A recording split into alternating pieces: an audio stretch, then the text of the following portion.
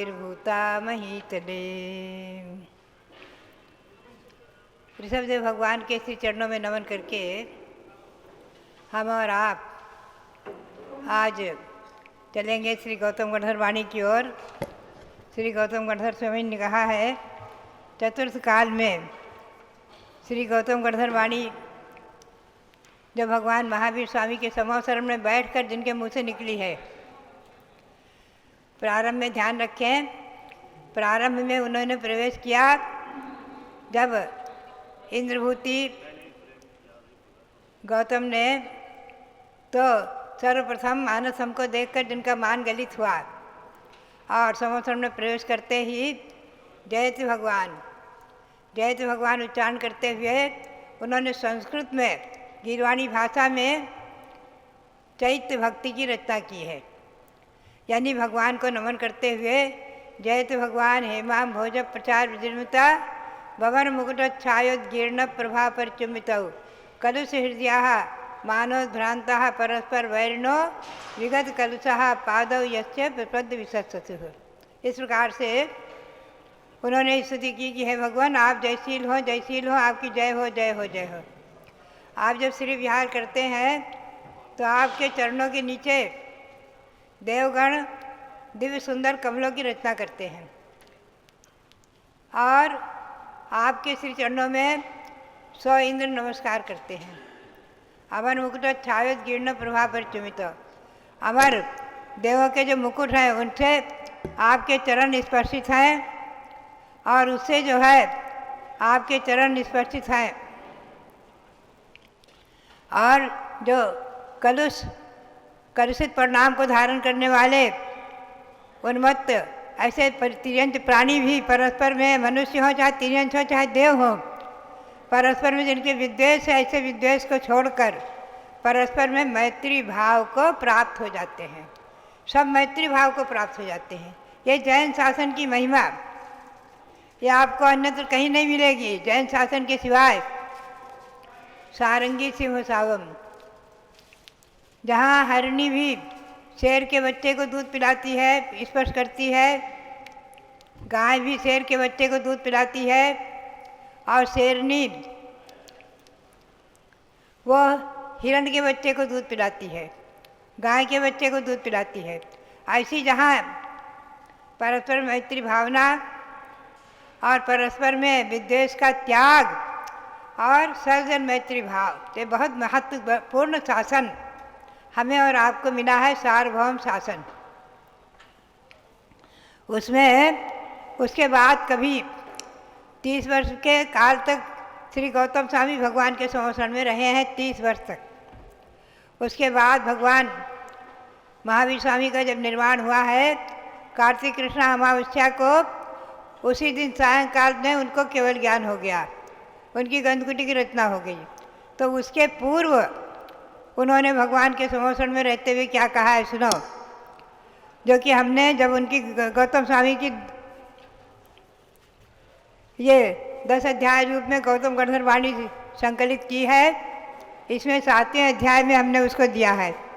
सुदम में आउस संतो, हे आयुष संतो मैंने सुना है, ई खलु श्रवणेन भयवदा महादि महावीरेण महाकस्वेन सबनुना सब लोग दर्शिना सदेवासुर मानुषस्य लोकस्य आगदी गदी चौलो वादम बंधम मोक्षम इड्ढिम ठिदिम जुदिम अनुभागम तक्कम कलम मनोमानस्यम भूतम कयम परिसेव्यम आदिकम्मम अरुहकम्मम कमलोय कम्मम आदिकम्मम अरुहकम्मम सब लोए सब जीवे सब भावे सबम सबम जानंता पसंता बिहार मानेन श्रवणानम पंच महावदानी राय भयन वेरमण छठानी स्वभावनानी समाव पदानी सौतर पदानी सम्मम धम्मम उदेश जानी। ये आया है जो पाक्षिक प्रतिकोण हम लोग करते हैं, उसी में ये प्रकरण आया है, उसी से मैंने उद्धृत किया है, निकाला है। इसका हिंदी पद्यानुवाद आप सुनेंगे, सरलता में समझ लेंगे। हे आयुष्मंतो वीर प्रभु की ध्वनि से मैंने सुना यही।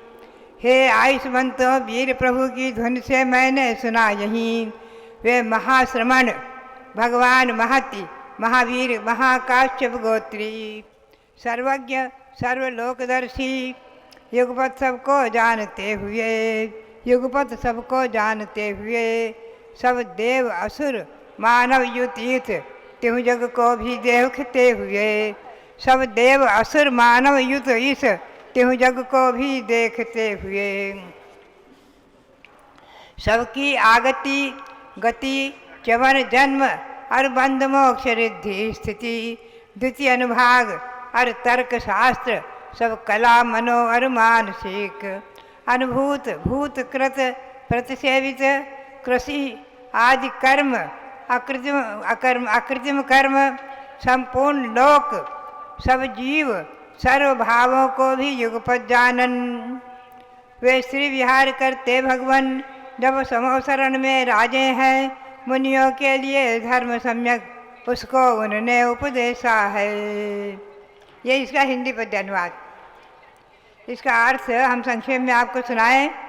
हे आयुष्मंतो भव्यों, हे आयुष्मंतो भव्यों, इस भरत क्षेत्र में देव असुर और मनुष्यों से सहित प्राणीगणों की आगति गति च्यवन उपपाद, तो बैठ जाओ खड़े होने से, च्यवन उपपाद बंध मोक्ष स्थिति रिद्धि स्थिति द्युति अनुभाग तर्क कला मन मानसिक भूत कृत प्रतिसेवित आदि कर्म आरूह कर्म, इनको 3 लोक 43 राज्यों प्रमाण और लोक में सर्व जीवों को सब भावों को और सब पर्यायों को एक साथ जानते हुए देखते हुए तथा विहार करते हुए, काश्यप गोत्री श्रवण भगवान सर्वज्ञ सर्वदर्शी महति महावीर अंतिम तीर्थंकर देव ने 25 भावनाओं सहित मातृका पदों सहित और उत्तर पदों सहित रात्रि भोजन विरणमण है विरक्त, रात्रि भोजन विरक्ति है छठा अनुव्रत, जिसमें ऐसे 5 महाव्रत रूप समीचीन धर्मों का उपदेश दिया है। मुनियों के लिए उपदेश दिया है, श्रमणों के लिए महाश्रमण महामुनियों के लिए उपदेश दिया है, श्रमणानम श्रमणों के लिए उपदेश दिया है। वह मैंने उनकी दिव्य ध्वनि से सुना है, मैंने उनकी दिव्य ध्वनि से सुना है। ऐसा कौन कहते हैं? कौन कहते हैं? श्री गौतम स्वामी साक्षात जिन्होंने उनकी दिव्य ध्वनि से सुना है, ऐसे कौन कहते हैं? श्री गौतम स्वामी जिन्होंने साक्षात उनके मुख से उनकी दिव्य ध्वनि से समोसरण में बैठकर सुना है और वहीं उनके मुँह से शब्द निकले हैं। समझे? वहीं उनके मुँह से शब्द निकले हैं। आज चिंतन करो कि हम और आप कितने भाग्यशाली हैं कि जो साक्षात चतुर्थकालीन वाणी साक्षात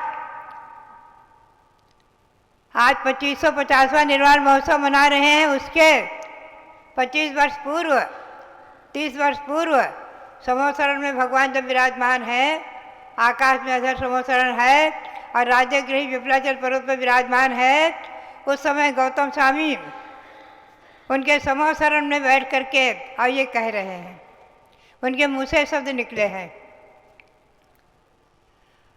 अब इसमें हम आपको आगे ले चले। इसमें आया है कि जीवों की आगति और गति, उसको भी मैंने सुना है।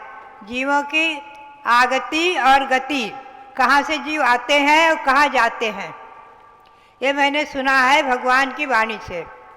उसी पर थोड़ा सा हम प्रकाश डालेंगे आज।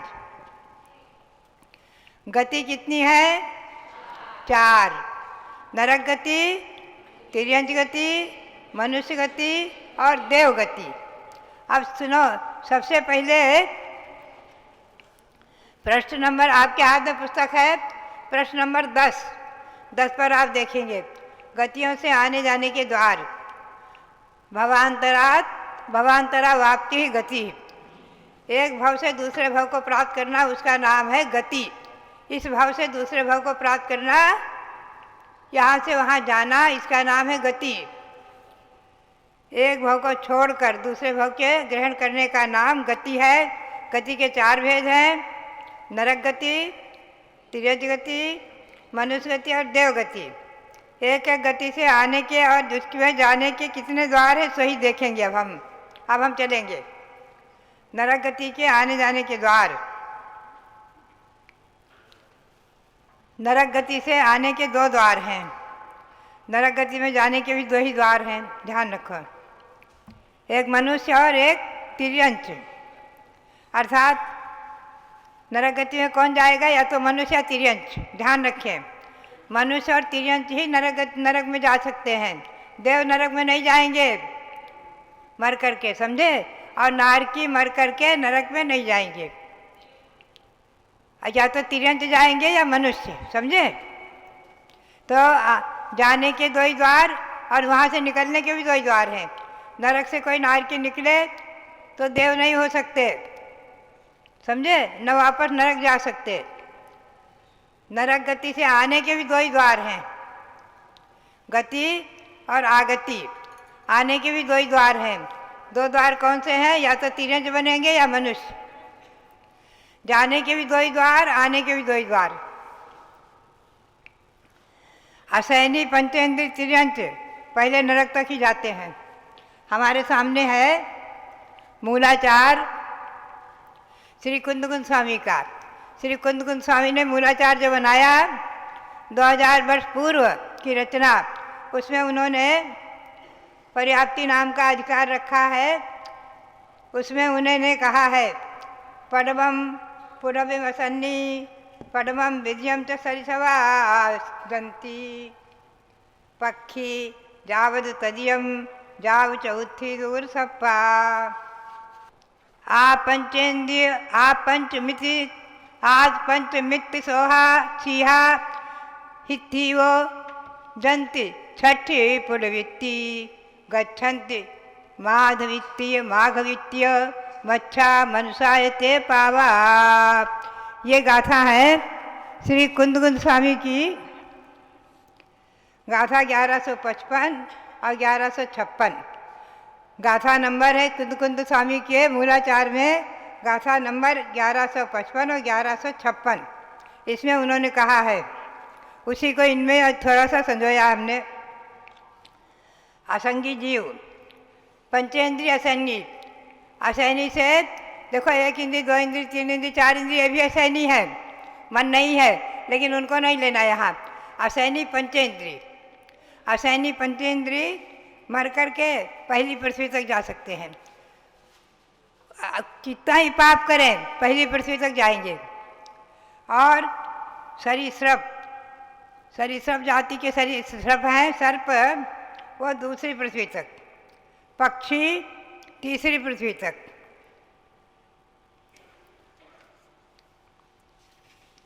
चौथी पृथ्वी तक जाते हैं पक्षी, तीसरी पृथ्वी तक। और उर सर्प ये चौथी पृथ्वी तक जाते हैं। सिंह 5वीं पृथ्वी तक। स्त्रियां कितना ही पाप क्यों न करे 6ठी पृथ्वी तक। और मनुष्य और मत्स्य, महामत्स्य जो स्वयंवरमण सौंद वगैरह में होते हैं, बहुत ऐसे महामत्स्य, वो मर कर के 7वीं पृथ्वी तक जा सकते हैं। ये यहाँ जिन्होंने मूलाचार में दिया है, इसी का स्पष्टीकरण इसमें हम दे देंगे। देखो लिखा हुआ है, असैनी पंचेंद्रिय तिरंज पहले नरक तक जाते हैं, इससे नीचे नरकों में नहीं जा सकते, क्योंकि वो मन के बिना इतना अधिक पाप नहीं कर सकते। सरीसृप नाम के एक तिर्यंच प्राणी है, वो दूसरे नरक तक जा सकते हैं, इसके नीचे नहीं। पक्षीगण कदाचित नरक जाते हैं तीसरे नरक तक, इससे नीचे नहीं जा सकते। सर्प चौथे नरक तक जा सकते हैं, इसके नीचे नहीं जा सकते। सिंह कितना ही अधिक पाप क्यों न करे, किंतु वह 5वीं पृथ्वी तक जा सकता है, 5वीं पृथ्वी के नीचे नहीं जा सकता, 6ठे 7वें में नहीं जा सकता। स्त्रियां अधिक से अधिक कितना ही पाप क्यों न करें 6ठे नरक तक। और 7वें नरक में उत्तम संहननों का अभाव है, इसलिए जिनके उत्तम संहनन है वही उत्तम संहननधारी पुरुष और महामत्स्य 7वें नरक तक गमन करने की शक्ति रखते हैं। स्वयंभू रमण समुद्र में रहने वाले महामत्स्य, उनके कान में रहने वाला एक तंदुल मत्स्य होता है, तंदुल मत्स्य जो कान में रहता है, बहुत छोटा। स्वयंभू रमण में समुद्र में जो महामत्स्य है उसकी अवगाहना है शरीर की 1000 योजन, बहुत बड़ा है। लिखा है षटखंडागम ग्रंथ में कि उसके ऊपर तमाम पशु पक्षी अपना सब स्थान बना लेते हैं और वो समुद्र में पड़ा रहता है, समुद्र में रेंगता रहता है, सरकता रहता है इधर से उधर।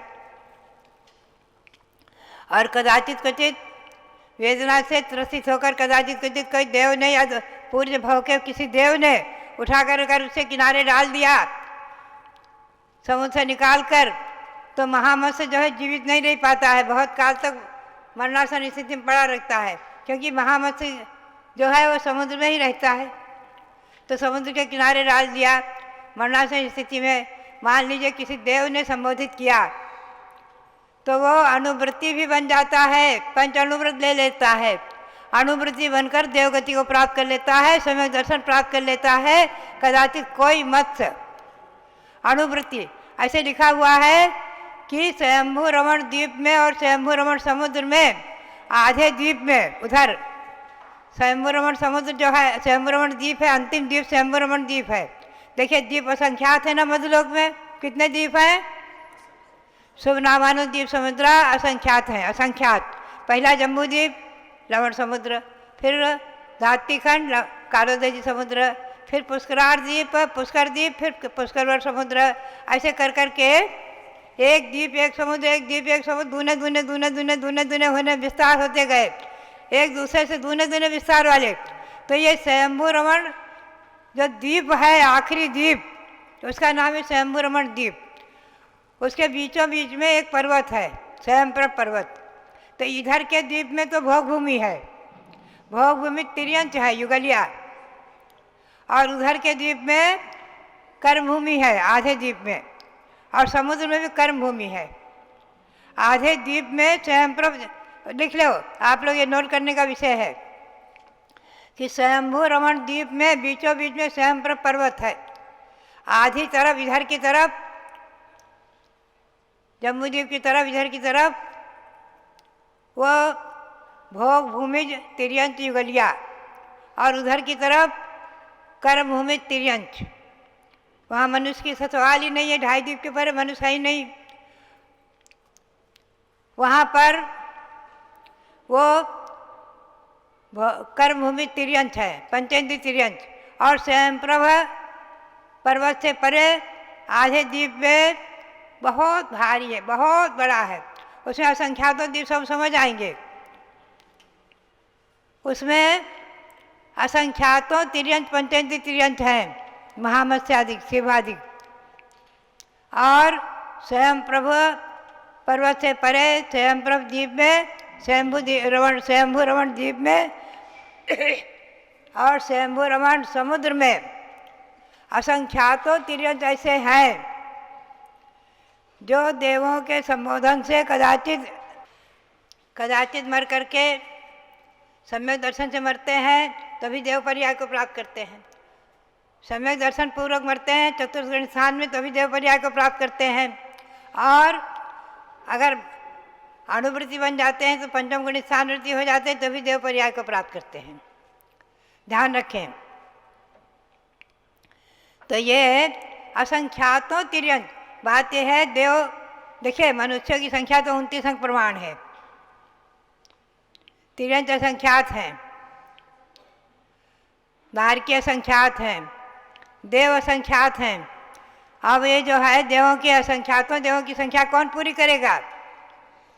नारकी मरकर देव होते नहीं, मनुष्य ही मरकर देव होते, तो मनुष्य की संख्या संख्यात ही है, उनसे देवों की संख्या पूर्ण हो नहीं सकती कभी भी 3 काल में। ये तिर्यंच ही देवों की संख्या की पूर्ति करते हैं। चतुर्गुण स्थानवर्ती देव हो जाते हैं, पंचम गुण स्थानवर्ती देव हो जाते हैं, यही उन देवों की संख्या को पूर्ण करते हैं। जो असंख्यातों मध्य में द्वीप हैं, उनमें भी असंख्यातों तिर्यंच युगल हैं, भोग भूमि युगल, तिर्यंच युगल, भोग भूमि। और ये मर करके ही देवगति को ही प्राप्त करते हैं। इसमें दो मत आए हैं शास्त्र में। एक आया है कि देवगति को प्राप्त करना, एक आया है चारों गति में जा सकते हैं। लेकिन देवगति को प्राप्त करने का मत आया है कि ये नियम से मरकर देवगति को प्राप्त करते हैं। तो असंख्यातों तिर्यंच सम्यक दृष्टि और अनुभूति आज भी है। कहाँ पर है? मध्य के असंख्यातों द्वीपों में युगलिया, उसमें भी सम्यक दृष्टि है तमाम।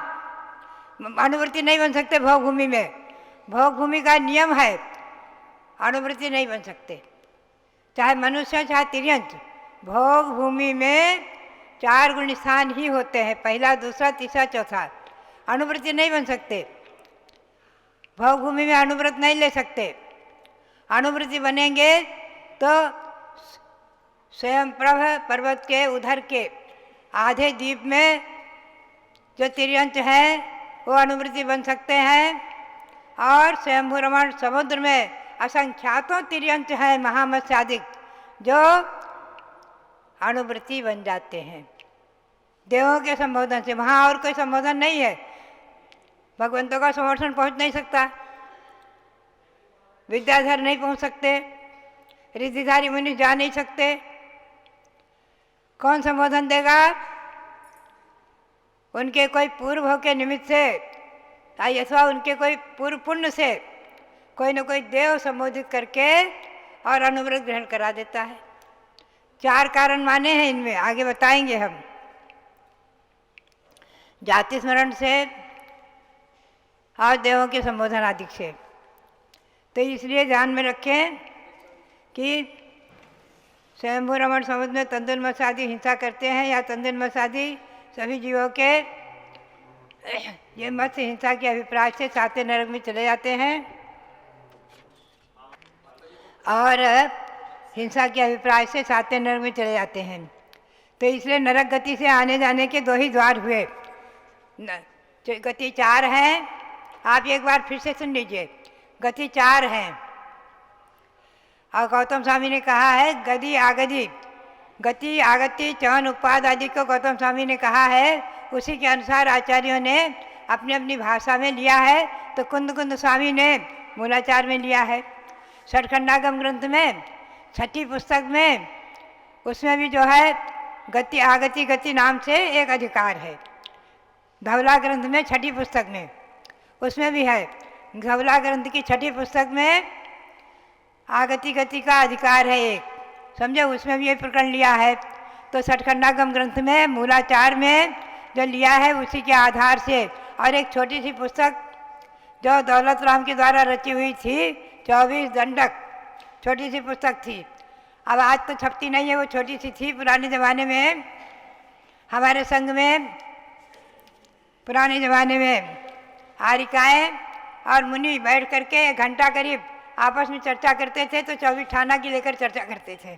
तो 24 ठाना के आधार से मैंने इसमें ये गति आगति के द्वार का वर्णन लिया था जो भी है।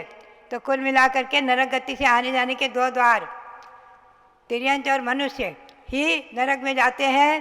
पंचेंद्रिय तिर्यंच और मनुष्य। असैनी पहले नरक में जा सकते हैं, पंचेंद्रिय असैनी। और निकलने के 2 ही द्वार, वहाँ से मर कर के आएंगे तो तिर्यंच ही होंगे, चाहे पंचेंद्रिय तिर्यंच होंगे, ध्यान रखो, पंचेंद्रिय तिर्यंच ही होंगे या मनुष्य होंगे। पहले नरक से निकले हुए तीर्थंकर भी हो जाएंगे। अब इस विषय को हम कल लेंगे आपसे। वहाँ से निकलकर कौन कहाँ तक जाएगा? 7वें नरक से निकला हुआ पंचेंद्रिय पशु ही होगा, मनुष्य नहीं होगा आदि। ये कल लेंगे विषय को।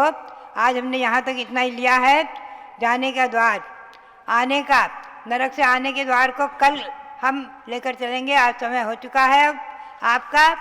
अब आगे आप चलेंगे दूसरे विषय में। तो बात यही है कि अभी आप ध्यान में रखें, राजा श्रेणी का जीव पहले नरक में है ना। आज भी 84,000 वर्ष की आयु है, तो कुल 2,500 अभी वर्ष बीता है। और वो जो है 84,000 वर्ष की आयु पूर्ण करके और यहाँ है इसी अयोध्या में आकर के प्रथम तीर्थंकर होंगे, जो आगे चौथा काल आएगा।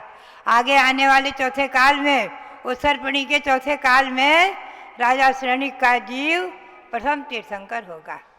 तीर्थंकर प्रकृति का बंद करके गए हुए हैं। पहले आयु बांध ली, नरक आयु बांध ली, बाद में तीर्थंकर प्रकृति दर्शन विशुद्धियादि भावनाओं को भाकर सम्यक दर्शन प्राप्त करके, छायिक सम्यक प्राप्त करके और 16 कार भावनाओं को भाकर तीर्थंकर प्रकृति बांधी। तो नरक आयु घट घट के पहले नरक की रह गई 84,000 वर्ष की, बिल्कुल ना के बराबर, क्योंकि सागरों की आयु नरक की होती है। सागरों की आयु में 84,000 वर्ष बहुत मायने नहीं लगता है, कुछ नहीं, समझे। लेकिन हमारे लिए और आपके लिए 84,000 वर्ष बहुत बड़े हैं। 84,000 वर्ष बहुत बड़े हैं। आज किसी की 1,000 वर्ष की आयु नहीं है, 100 वर्ष की आयु पूर्ण करना ही मुश्किल होता है, समझे। तो इसलिए जो है ये सब काल चक्र के निमित्त से, काल परिवर्तन के निमित्त से ह्रास होता आया है। तो बात यही है कि हमें और आपको इस आने जाने के द्वार को समझने में, गति आगति को समझने में क्या तथ्य निकालना, समझ कर क्या तथ्य निकालना कि हमने मनुष्य पर्याय पाई है। अब हमारा कर्तव्य है कि हम ऐसा कार्य ना करें कि जिससे नरक आयु बंध जाए, हम नरक में हमको जाना पड़े। हम ऐसा कार्य ना करें जिससे तिरंज आयु बन जाए, तिरंज में हमें जाना पड़े। और हम सम्यक दृष्टि हैं, नियम से मरकर देव योनि को प्राप्त करेंगे। देखो ये नियम है। एक बार किसी ने कहा कि हम मर कर के विदेह क्षेत्र में जाएंगे और वहाँ जाकर के भगवान के समोषण में भगवान की वाणी सुनेंगे। हमने कहा देखिए, सम्यक दृष्टि मर कर के विदेह क्षेत्र नहीं जा सकता, ये नियम है, ध्यान रखो। देवगति में ही जाएगा, सम्यक्तम च सूत्र है। सम्यक्ति मर करके नियम से देव पर्याय को ही प्राप्त करेगा मनुष्य, समझे।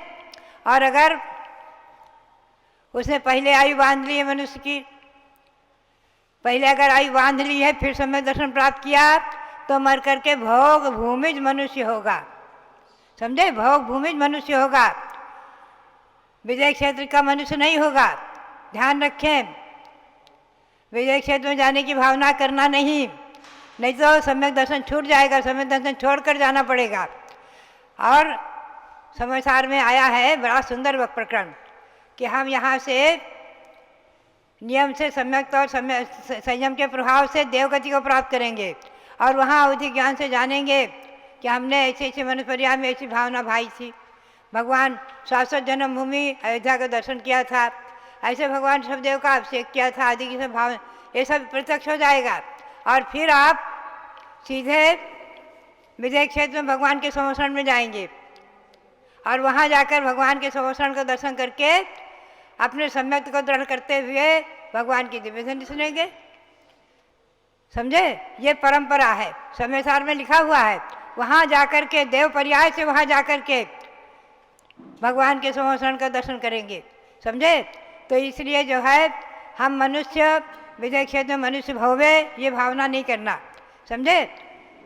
तो ये हमने संक्षेप में नरक गति से आने के द्वार बताए हैं, आगति बताई है। अब गति कल बताएंगे, कौन किस किस गति में जाता है इत्यादि, थोड़ा सा इस पर प्रकाश कल डालेंगे। संक्षेप में प्रकाश डाला है, वहाँ से नहीं जाने के बाद प्रकाश डाला है आज कि कौन कौन जाते हैं, जाते गति बताई है। कल आगति बताएंगे, किस किस नरक से निकलकर क्या क्या प्राप्त करते हैं, ये इस विषय को कल लेंगे।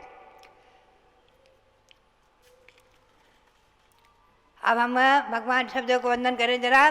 देखिए, अब हम संक्षेप में भगवान शब्दों की वंदना करते हुए बोलेंगे, ऋषभदेव भगवंत हैं, भगवंत हैं, गुण अनंत भंडार, गुण अनंत भंडार, तीन रत्न के हेतुमय, तीन रत्न के हेतुमय, नमो अनंतों बार, नमो अनंतों बार, तीन रत्न के हेतुमय, तीन रत्न के हेतुमय, नमो अनंतों बार, नमो अनंतों बार। जल आदि ब्रह्मा ऋषभ देव भगवान की जय। भव्यात्माओं, आप सबने सरस्वती की प्रतिमूर्ति पूज्य गणनी ज्ञानमती माता जी के मुखारविंद से बहुत ही सार गर्भित विषय सुना है कि नरक गति में कैसे जा सकते हैं और नरक गति से निकलकर कहाँ कहाँ आ सकते हैं। सबके सार के रूप में इतना समझना है कि चारों गतियों में सबसे मूल्यवान मनुष्य गति है, और उस मनुष्य गति को पा करके हमें अब नरक गति में नहीं जाना है, तिर्यंच गति में भी नहीं जाना है। देव गति का भाव सम्यक दर्शन प्राप्त होने के बाद अवश्य में प्राप्त होता है, लेकिन उस देव गति में भी जाकर वहाँ के वैभव में भ्रमित नहीं होना है और यही चिंतन करना है कि हम शीघ्र ही देव गति से मनुष्य गति को पा करके दीक्षा लेकर तपस्या करके मोक्ष को प्राप्त करें। मेरा विषय आजकल चल रहा है प्रवचन निर्देशिका, जो पूज्य गणिनी ज्ञानमती माता जी ने सन 1978 में विद्वानों को प्रशिक्षित करने के लिए लिखा। इसमें 68 ग्रंथों का सार है और इसका अगर एक एक शब्द हृदयंगम कर लिया जाए, आत्मसात कर लिया जाए, तो जैन आगम का कोई विषय ऐसा नहीं रहेगा कि जिसका उत्तर प्रश्न आने पर आप ना दे सकें। क्रम क्रम से हमने स्वाध्यायी भाई बहनों की परीक्षा ली, तो प्रवचन निर्देशिका की 2 परीक्षाएं हो चुकी हैं और अब तीसरी परीक्षा 8 जनवरी 2025 को होने वाली है। तो इसके अंदर 9 अध्याय हैं और 9वां अध्याय बिल्कुल समापन की ओर चल रहा है। ध्यान की आवश्यकता विषय है, ध्यान की आवश्यकता। तो मैं आपको आज थोड़ा सा ध्यान ही कराऊंगी, क्योंकि हमारा विषय वही चल रहा है, लक्ष्य वही चल रहा है। सर्वप्रथम ध्यान के 4 भेद बताए हैं: आर्त ध्यान, रौद्र ध्यान, धर्म ध्यान और शुक्ल ध्यान। आर्त ध्यान के भी 4 भेद बताए हैं: इष्ट वियोगज, अनिष्ट संयोगज, वेदनाजन्य और निदानज, जो संसार भ्रमण के ही कारण है ये आर्त ध्यान। रौद्र ध्यान हिंसानंदी, मृषानंदी, चौर्यानंदी और परिग्रहानंदी, ऐसे रौद्र ध्यान के भी 4 भेद बताए हैं, जिनके अंदर जिस मकड़ जाल में फंस करके जीव नरक और तिर्यंच गति का ही केवल बंद करेगा। अब उसके बाद हम आए हैं धर्म ध्यान, यानी 4 ध्यानों में से 2 ध्यान तो संसार के कारण है और 2 ध्यान धर्म और शुक्ल ध्यान स्वर्ग और मोक्ष के कारण है, उसको दिलाने वाले हैं। धर्म ध्यान में आए तो धर्म ध्यान के भी 4 भेद बताएं: आज्ञा विचय, अपाय विचय, विपाक विचय और संस्थान विचय। भगवान की वाणी पर श्रद्धान किया, आज्ञा विचय हो गया। संसार के दुखों से डर कर उससे निकलने का उपाय ढूंढना, अपाय विचय, इसका दूसरा नाम उपाय विचय भी दिया। विपाक विचय, कर्म के फल का चिंतन करना, अशुभ कर्म का क्या फल होता है, शुभ कर्म का क्या फल होता है, ये विपाक विचय। और संस्थान विचय, तीनों लोकों के अंदर की स्थिति को ध्यान करते हुए और मनुष्य जन्म की श्रेष्ठता दुर्लभता को समझना, चिंतन करना, ये संस्थान विचय ध्यान है, धर्म ध्यान है। अब क्या है संस्थान विचय धर्म ध्यान के भी 4 भेद बताए हैं, ध्यान रखना। संस्थान विचय धर्म ध्यान के 4 भेद, उस 4 भेद में बताया पिंडस्थ ध्यान, पदस्थ ध्यान, रूपस्थ ध्यान और रूपातीत ध्यान। देखो आज पंचम काल है, आत्मा किसी को दिख नहीं सकती, मुनियों को भी नहीं, क्योंकि उत्तम संगनन का अभाव है। लेकिन ध्यान की साधना सब लोग कर सकते हैं। इसलिए संस्थान विषय का जो पहला भेद है पिंडस्थ ध्यान, उसी को आज थोड़ा सा अभ्यास करना है आपको। पिंडस्थ ध्यान के अंदर पिंडे शरीरे स्थितः असौ पिंडस्थः, जो शरीर के अंदर स्थित आत्मा है उसका विभिन्न प्रकार से ध्यान करना, उसे प्राप्त करने की कोशिश करना पिंडस्थ ध्यान है।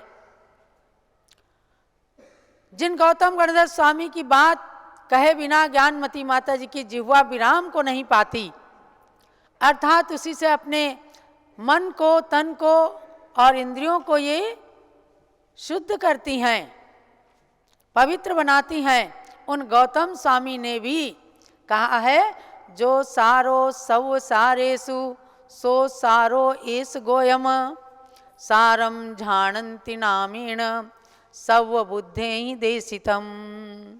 गौतम स्वामी ने अपनी आत्मा को संबोधित करते हुए कहा, हे गौतम, सारों में सार यदि कुछ है तो झाणम नामंती, सारम झाणंति नामेण, सार में सार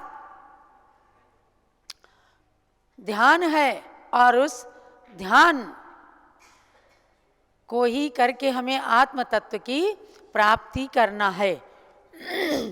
तो महानुभाव, ऐसे ध्यानों में सर्वप्रथम जो पिंडस्थ ध्यान है, आत्मा का ध्यान, उसके लिए कहा कि संसार के चक्र में उलझे हुए प्राणी को बहुत देर तक हम आत्मा की स्थिरता में नहीं बिठा सकते, इसलिए आत्मा के ध्यान की ओर ले जाने के लिए मैटर देना होता है।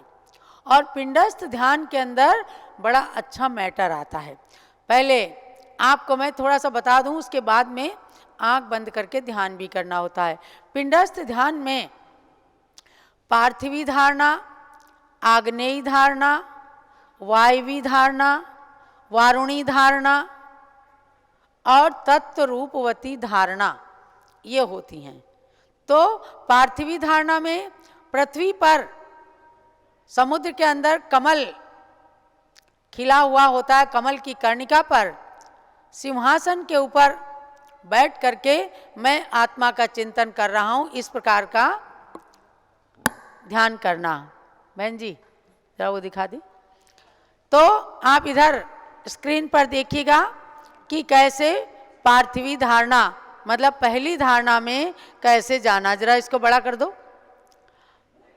ये बीचों बीच में जो है समुद्र के अंदर कमल खिला हुआ है, सुमेरु पर्वत के समान उसकी कर्णिका है और कर्णिका के ऊपर एक सिंहासन है। सिंहासन के ऊपर मैं बैठ करके आत्मा का चिंतन करने जा रहा हूँ। एक बार आँखों से देख लीजिए, उसके बाद आप आँख बंद करके भी अपने द्वारा ही, अपने अंदर ही इन चीज़ों को देखना है।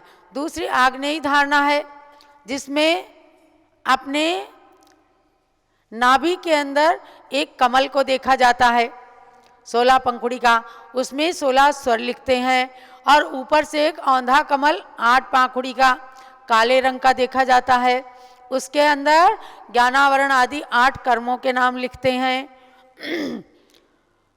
और उसके बाद कमल के कर्णिका से अग्नि का धुआं निकलता है, जो ऊपर के काले काले कर्मों के लिखे हुए औंधे कमल को जला रहा होता है। समझे ना? इसको कहते हैं आग्नेयी धारणा।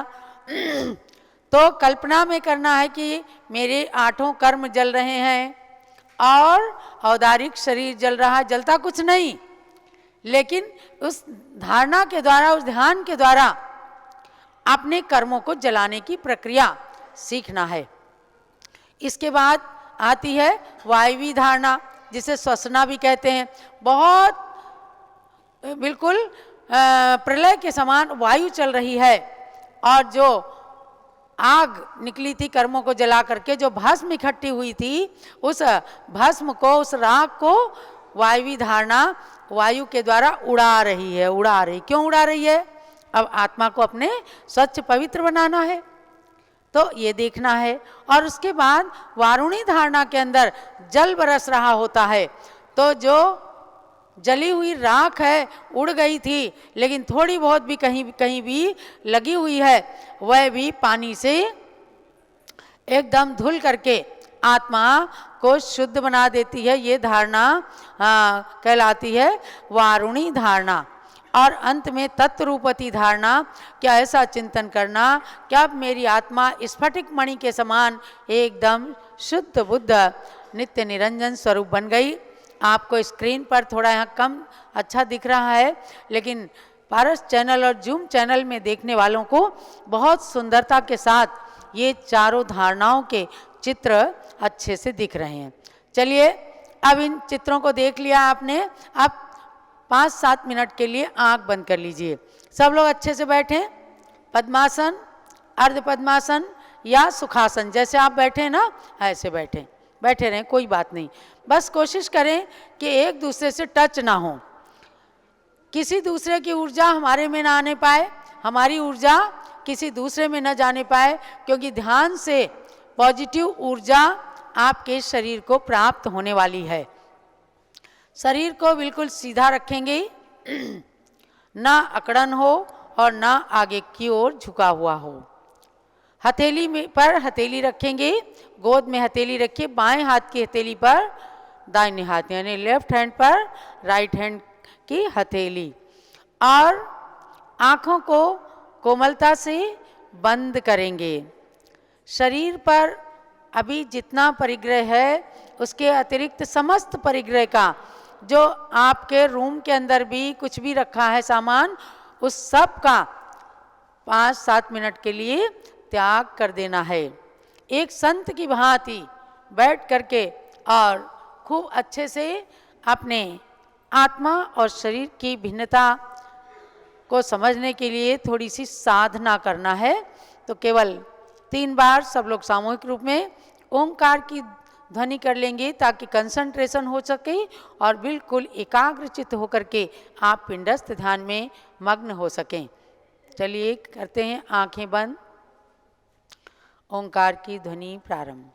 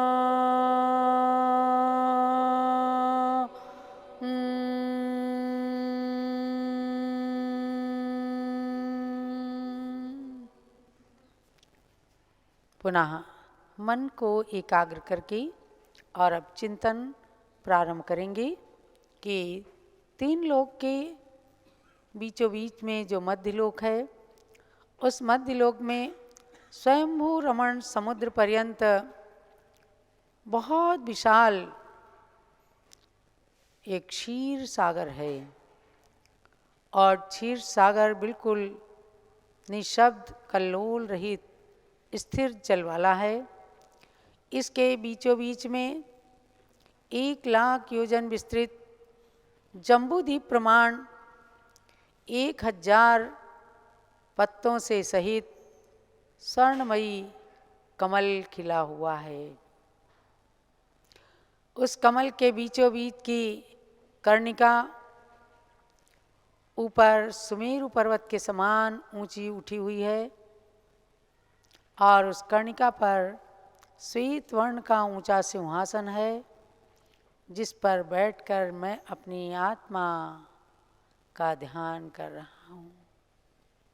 ऐसी पार्थिवी धारणा के पश्चात आग्नेयी धारणा में आएंगे।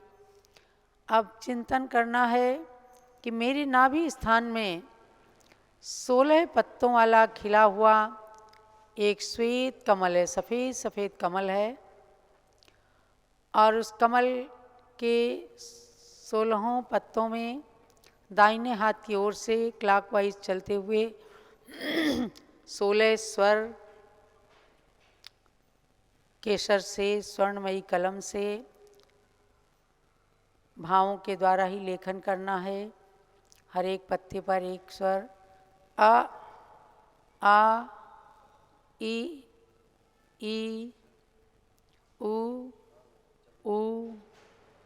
री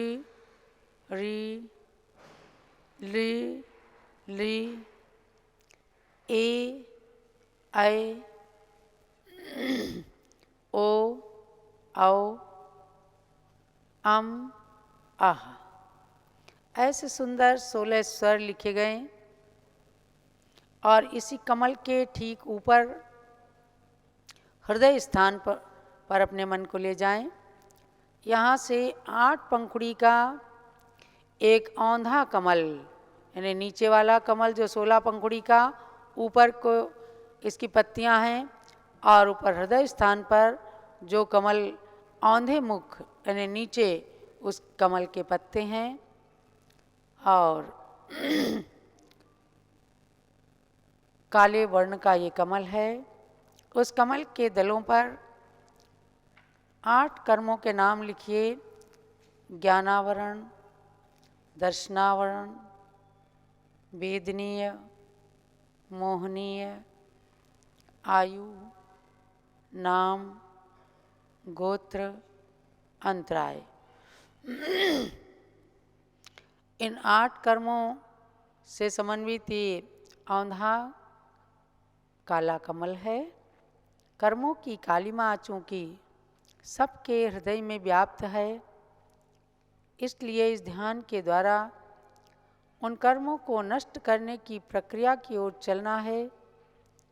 अब आप समझें कि नाभि कमल की कर्णिका के रम बीजाक्षर के रेप से धुआं निकल रहा है, यानी यहाँ से अग्नि की स्फुलिंग चालू हुई और वह धुआं धीरे धीरे अग्नि की लौ के रूप में ऊपर उठते हुए उन कर्मों को जलाने लगी, अर्थात अग्नि की लपटें बढ़ीं और कर्म जलने लगे। औदारिक शरीर भी जलने लगा, क्योंकि आत्मा को भगवान आत्मा समझना है, आत्मा जल नहीं सकता।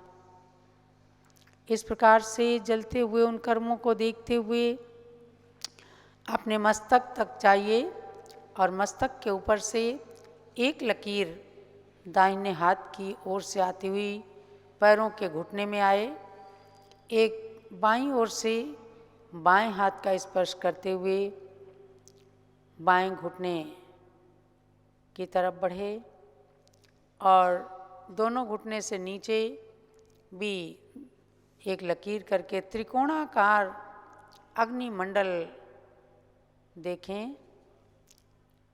यानी मैं अब त्रिकोणाकार बन गया हूँ, अग्निमंडल त्रिकोणाकार बन गया है, और अंदर से धधकती अग्नि अंदर के कमल आदि को जला रही है, और बाहर की अग्नि औदारिक शरीर को जला रही है।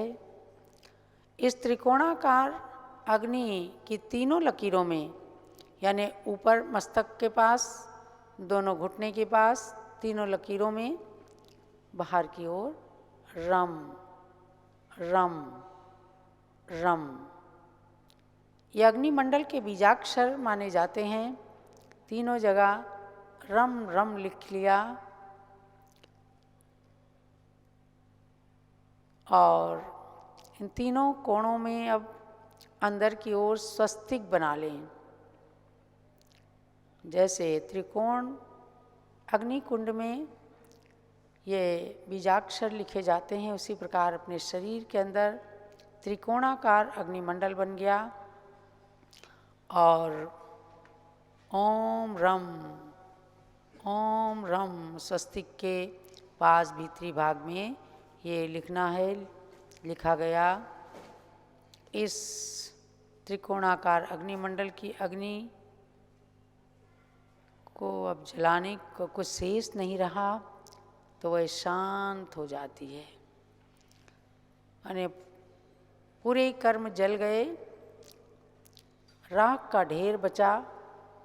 इस आग्नेय धारणा में पुनः जोरदार वायु चलती है, प्रलयंकारी वायुवी धारणा के माध्यम से उसको देखें और पूरे वायुमंडल में देखेंगे कि पूरा वायुमंडल एकदम घिर गया है। स्वाय स्वाय स्वाय अर्थात जब हवा चलती है तो ऐसी आवाज़ आती है, उस बीजाक्षर को स्वाय स्वाय के रूप में माना गया है। इन बीजाक्षरों के माध्यम से अब और प्रलयंकारी वायुवी धारणा के द्वारा सारी राख सब भस्म उड़ गई। उड़ती हुई भस्म को देखना वायुवी धारणा है, मन को कहीं बाहर न जाने दें। इसीलिए चिंतन के लिए आपको विषय दिया जा रहा है। आंखें बंद हैं किंतु नींद नहीं आनी चाहिए, अंदर से एकदम जागृत रहें और वारुणी धारणा के द्वारा आप देखें जोरदार मेघों की वर्षा हो रही है, चारों तरफ मेघ छा गए, बिजली चमक रही है, इंद्रधनुष दिख रहा है, बादल गरजने लगे, देखते ही देखते मूसलाधार वर्षा होने लग गई और इस जल का अपने ऊपर अर्धचंद्राकार मंडल बन गया मस्तक के ऊपर। उससे अमृतमयी जल की धाराएं बरसती हुई मेरी आत्मा के ऊपर लगी हुई कर्म की भस्म को प्रक्षालित कर रही हैं। पूरी भस्म उस जल की धारा में बह गई और पम पम पम ऐसे बीजाक्षर लिखे हुए चारों तरफ देखें, ये जल के बीजाक्षर हैं। पुनः तत्व रूपति धारणा के माध्यम से चिंतन कीजिए, मेरी आत्मा अब स्फटिक मणि के समान एकदम शुद्ध पारदर्शी आत्मा भगवान आत्मा के रूप में हो गई है और उस भगवान आत्मा